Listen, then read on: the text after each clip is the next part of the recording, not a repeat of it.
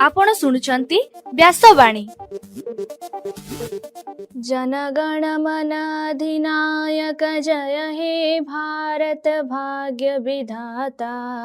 पंजाब सिंधु गुजरात मराठा द्राविड उत्कल बंग।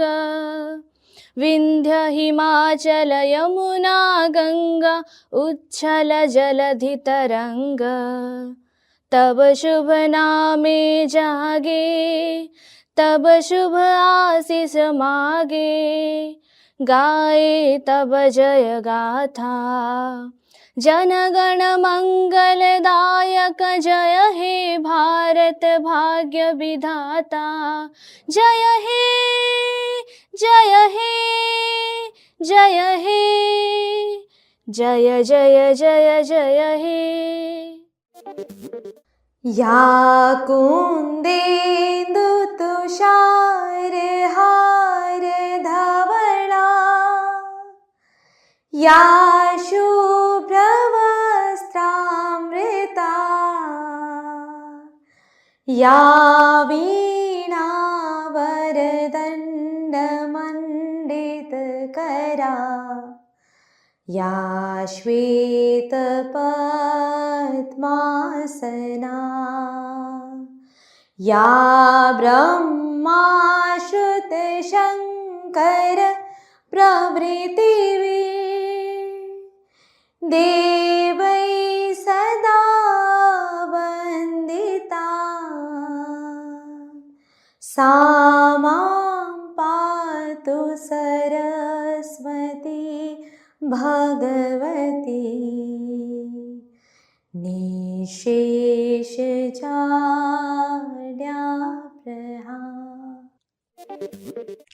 नमस्कार, व्यासवाणीर खबर सहित मु शुभश्री। प्रथमे मुख्य खबर। फकीरमोहन विश्वविद्यालय रे आज 3 दिनिया ग्रामीण पुरुष फुटबॉल प्रतियोगिता आरंभ। आसंता एप्रिल 2 तारिख रे राज्यर समस्त विद्यालय रे बालबाटिका प्रवेश उत्सव कार्यक्रम आयोजित हेबो। वरिष्ठ बीजेपी नेता तथा पूर्वतन केंद्र मंत्री देवेंद्र प्रधान को परलोक। चलित मास 24 और 25 तारिख 2 दिन धरी बैंक कर्मचारी धर्मघट करिवे। भारत और न्यूजीलैंड मध्य द्विपक्षीय संपर्क सुदृढ़ हेबो कहिले प्रधानमंत्री नरेंद्र मोदी।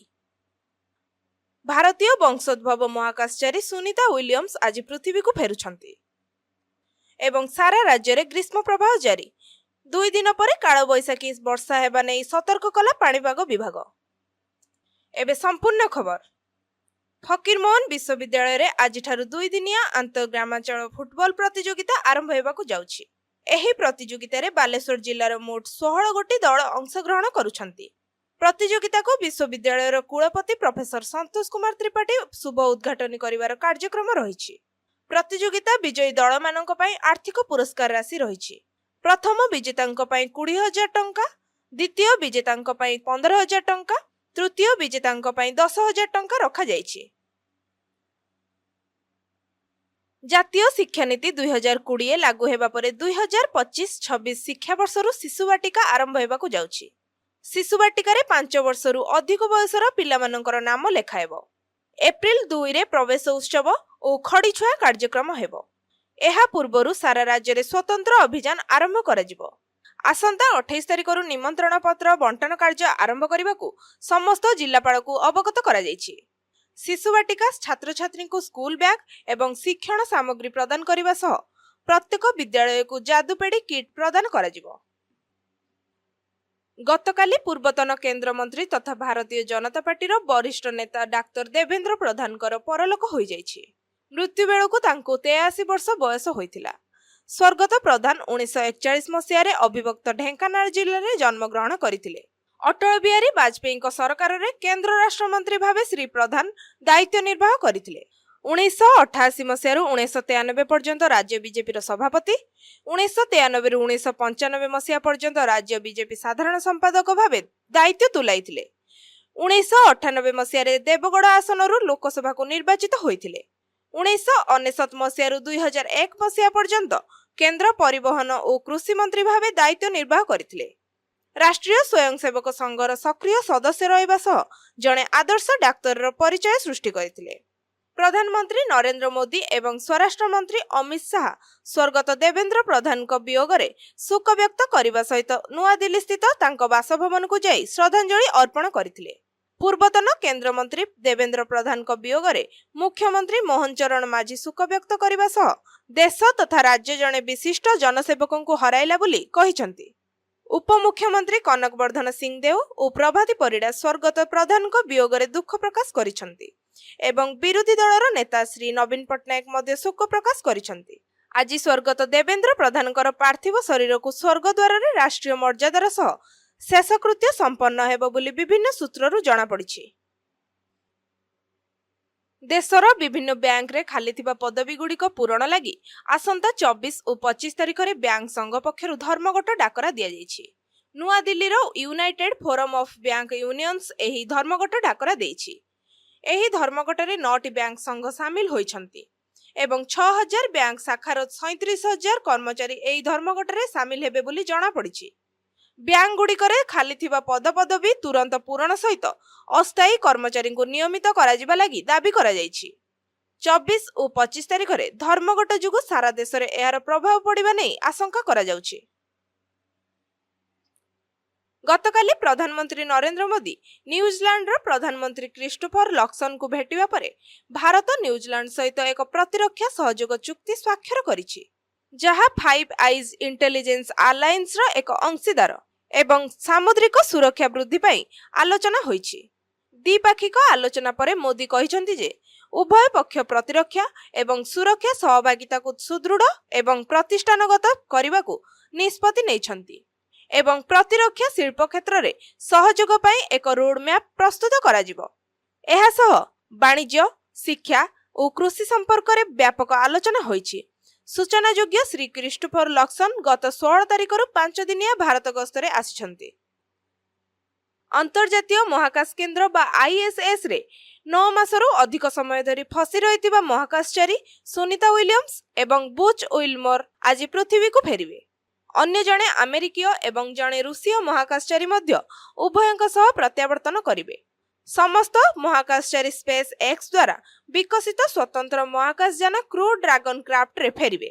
सूचना योग्य जे उभय सुनीता और बुच बोइंग स्टारलाइन महाकाशयान रे अंतर्जातीय महाकाश केंद्र को परिदर्शन पाई जाइथिले। तेबे उक्त यान को पृथ्वी को फेराई आनिबा पाई अनुपयुक्त बोली विवेचना करा जिबा परे गत जून मासरू एही दुई जण आईएसएस रे अटक रखिथिले। आज समस्त महाकाशचारी पृथ्वी फेरुथुआ बेले सारा पृथ्वीवासी समस्तंकर सफल प्रत्यावर्तनर कामना करुछंती। एबे पाणीपाग खबर। गला किछि दिन धरी सारा राज्य रे प्रबल ग्रीष्म प्रवाह लागि रहिछि। गतकाली बौद्ध जिल्लार तापमात्रा 43.5 डिग्री सेल्सियस रेकर्ड होइथिला, जहा सारा देश रे सर्वोच्च तापमात्रा बोली पाणीपाग विभाग पक्षरु सूचना दिया जायछि। सेहीपरि बरगढ़ रे 42 डिग्री, अनुगुल रे 40.7 डिग्री, मालकानगिरी रे 40.2 डिग्री, झारसुगुड़ा और बलांगीर रे तापमात्रा 39.8 डिग्री रहिथिला। भुवनेश्वर रो तापमात्रा 36.7 डिग्री रहिथिबा बेले कटक रो तापमात्रा 37 डिग्री रेकर्ड होइछि। असह्य गरम और गुळुगुळी जोगु साधारण जीवन यात्रा प्रभावित हेउछि। तेबे आसंता काली अर्थात 19 रु 22 तारिख पर्यंत राज्यर विभिन्न स्थान रे तापमात्रा सामान्य कमिबो। एही 3 दिन धरी विभिन्न स्थान रे बिजुली और घड़घड़ी सहित काल बैशाखी वर्षा नै भारतीय पाणीपाग विभाग पक्षरु पूर्वानुमान करा जायछि। बिजुली और घड़घड़ी समय रे सतर्क रहिबा लागि पाणीपाग विभाग पक्षरु परामर्श दिया जायछि। एबे आसंतु सुनिबा आजिर स्वास्थ्यवाणी। एथिरे सुनंतु अंशुघातरु निजको सुरक्षित रखिबे किपरि। एबे सारा राज्य रे प्रबल ग्रीष्म प्रवाह जारी रहिछि। दिन समय रे अधिकांश स्थानर तापमात्रा 40 डिग्री उपरे रहुछि। प्रबल गरम सांगको गुळुगुळी अनुभूत हेउथिबारु अंशुघात रे शिकार हेबार आशंका रहिछि। एथिपाई ओडिशा सरकारक स्वास्थ्य और परिवार कल्याण विभाग पक्षरु लोकमानक पई सतर्क सूचना जारी करा जायछि। विशेषकर वयस्क तथा असुस्थ व्यक्ति एवं गर्भवती महिलांक पई अंशुघातर आशंका अधिक रहिथिबारु सेमानंकु अधिक सतर्क रहिबा लागि स्वास्थ्य विभाग परामर्श देइछि। अंशुघात रे शिकार हेबा पूर्वरु प्रबल झाळ बुहे, मुंड बुलाई अंधार दिसे और बांती लगे, प्रबल शोष हुए, मांसपेशी खांची धरे, ଅଚେତ କିମ୍ବା ବାତ ମାରିବା ଭଳି ଲକ୍ଷଣ ଦେଖାଯାଏ। ଏମିତି ଲକ୍ଷଣ ଦେଖାଦେଲେ ତୁରନ୍ତ ଡାକ୍ତରଙ୍କ ପରାମର୍ଶ ନିଅନ୍ତୁ। ସକାଳେ କିମ୍ବା ଅପରାହ୍ନରେ ଖରା କମ୍ ଥିବା ବେଳେ ବାହାରକୁ ଯାଆନ୍ତୁ। ବାହାରକୁ ଯିବା ପୂର୍ବରୁ ଯଥେଷ୍ଟ ପାଣି ପିଅନ୍ତୁ। ମୁଣ୍ଡରେ ଉଦା ଗାମୁଛା ବାନ୍ଧନ୍ତୁ। ହାଲୁକା ରଙ୍ଗର ସୂତା ପୋଷାକ ପରିଧାନ କରନ୍ତୁ। ଛତା ଓ ଜୋତା ବ୍ୟବହାର କରନ୍ତୁ। ଖରାରେ କଠିନ ପରିଶ୍ରମ କରନ୍ତୁ ନାହିଁ। ଅଧିକ ଦୂର ବାଟ ଚାଲନ୍ତୁ ନାହିଁ। ମଝିରେ ମଝିରେ ଛାଇରେ ବିଶ୍ରାମ ନିଅନ୍ତୁ। ଅଂଶୁଘାତର ଲକ୍ଷଣ ଦେଖାଦେଲେ ବ୍ୟସ୍ତ ବିବ୍ରତ ନ ହୋଇ ତୁରନ୍ତ ରୋଗୀର ପ୍ରତିକାର କରନ୍ତୁ। ରୋଗୀକୁ ଖୋଲା ଓ ଥଣ୍ଡା ସ୍ଥାନକୁ ନେଇଯାଆନ୍ତୁ। ଓଆରଏସ୍ କିମ୍ବା ଚିନି ଲୁଣ ପାଣିକୁ ଫେଣ୍ଟି ପିଇବାକୁ ଦିଅନ୍ତୁ।